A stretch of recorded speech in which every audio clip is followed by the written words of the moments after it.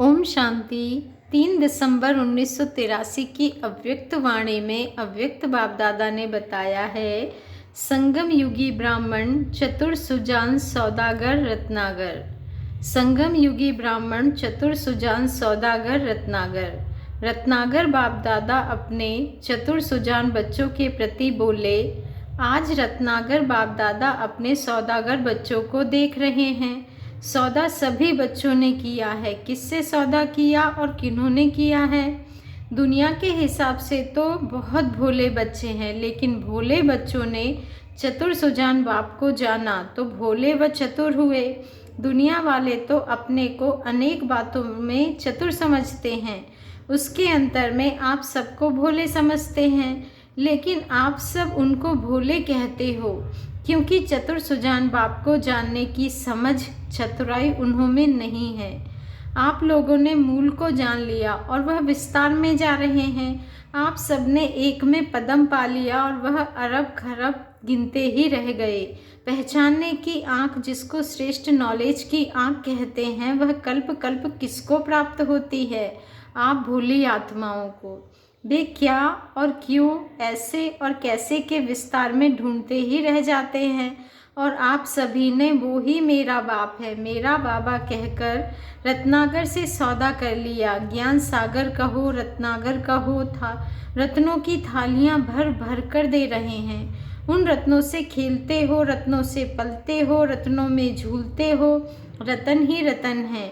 हिसाब कर सकते हो कितने रत्न मिले हैं।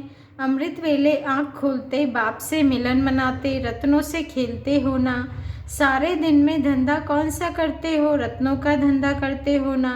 बुद्धि में ज्ञान रत्नों की पॉइंट्स गिनते हो ना। तो रत्नों के सौदागर, रत्नों की खानों के मालिक हो। जितने कार्य में लगाओ उतने बढ़ते ही जाते। सौदा करना अर्थात माला माल बनना।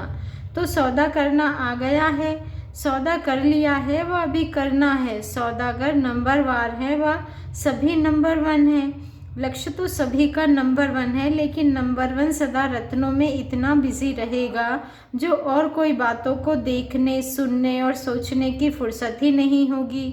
माया भी बिजी देख वापस चली जाएगी। माया को बार बार भगाने की मेहनत नहीं करनी पड़ेगी। तो आज बाप दादा एक तरफ बड़े बड़े नामी गिरामी नॉलेजफुल कहलाने वाले बच्चों को देख रहे थे। क्या क्या कर रहे हैं? अनेक बातों की समझ है, एक बात की समझ नहीं है। उसके अंतर में ब्राह्मण बच्चों को देख रहे थे। बाप दादा भी दोनों का अंतर देख गीत गा रहे थे। आप भी वह गीत गाते हो जो ब्रह्मा बाप को बहुत प्रिय लगता है। बाप दादा बच्चों के प्रति गा रहे हैं जो ब्रह्मा बाप आज बहुत मस्ती में गा रहे थे। कितने भोले, कितने प्यारे, मीठे मीठे बच्चे। जैसे आप लोग बाप के लिए गाते हो ना, बाप भी बच्चों के लिए यही गीत गाते। ऐसे ही इसी स्मृति स्वरूप में किसके प्यारे हैं, किसके मीठे हैं, कौन बच्चों का गीत गाता है। यह स्मृति सदा निर्माण बनाए स्वाभिमान के नशे में स्थित कर देती है। इसी नशे में कोई नुकसान नहीं, इतना नशा रहता है। आधा कल्प आपने भगवान के गीत गाए और अब भगवान गीत गा रहे हैं आपके। दोनों तरफ के बच्चों को देख हम और स्नेह दोनों आ रहे थे। बाबा कहते हैं दोनों तरफ के बच्चों को देख हम और स्नेह दोनों आ रहे थे। ब्रह्मा बाप को आज भारत के और विदेश के अनजान विशेष बच्चे विशेष याद आ रहे थे। दुनिया वाले तो उन्हों को वीआईपी कहते हैं, लेकिन बाप उन बच्चों को वीआईपी अर्थात वेरी इनोसेंट पर्सन इस रूप में देख रहे थे। आप सेंट हो, वे इनोसेंट हैं, लेकिन अभी उन्हों को भी अंजलि दो। अंजलि देने आती है आपके लाइन में, उन्हों का नंबर अभी पीछे है, वह आगे है। क्या समझते हो? साइलेंस की ड्रिल कराई बाबा ने। ऐसे विशेष साइलेंस की शक्ति उन आत्माओं को दो। अभी संकल्प उठता है कि कोई सहारा, कोई नया रास्ता मिलना चाहिए। अभी चाह उत्पन्न हो रही है। अब राह दिखाना आप सबका कार्य है। एकता और दृढ़ता, यह 2 साधन है राह दिखाने के। संगठन की शुभ भावना ऐसी आत्माओं को भावना का फल दिलाने के निमित्त बनेगी। सर्व का शुभ संकल्प उन आत्माओं में भी शुभ कार्य करने के संकल्प को उत्पन्न करेगा। इसी विधि को अभी से अपनाओ। फिर भी बड़ा कार्य सफल तब होता है जब सबके शुभ संकल्पों की आहुति पड़ती है, समझा। बाप दादा तो यही सभी के प्रति कहते हैं कि कोई बच्चा वंचित ना रह जाए। आप सभी तो मालामाल हो गए ना।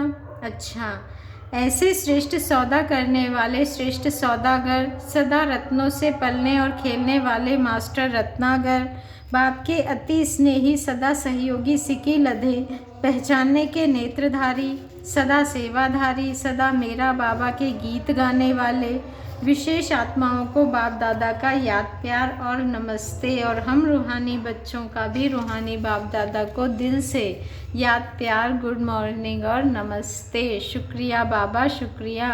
पार्टियों से मुलाकात, मद्रास निवासियों प्रति सभी उमंग उत्साह में हो ना। सभी के मन में एक ही उमंग उत्साह है ना कि बाप को कैसे प्रत्यक्ष करें।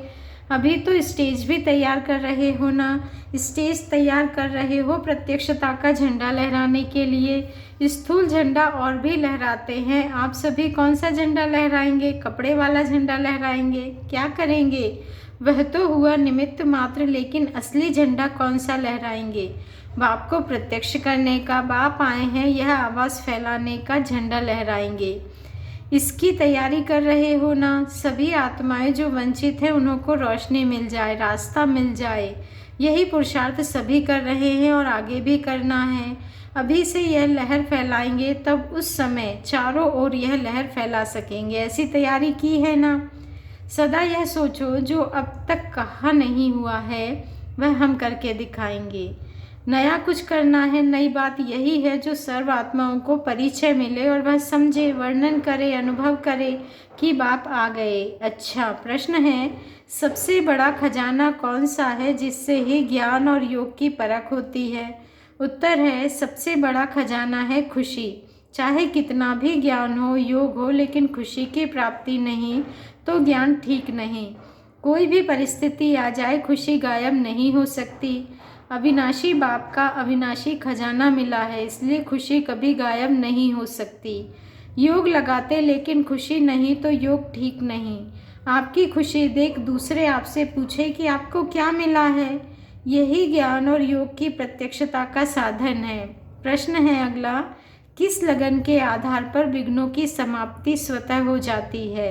उत्तर है, एक बाप दूसरा ना कोई, इसी लगन में मगन रहो तो विघ्न टिक नहीं सकता। विघ्न तो है, लगन नहीं। बाबा कहते हैं विघ्न है तो लगन नहीं। विघ्न भल आए लेकिन उसका प्रभाव ना पड़े। जब स्वयं प्रभावशाली आत्मा बन जाते तो किसी का प्रभाव नहीं पड़ सकता।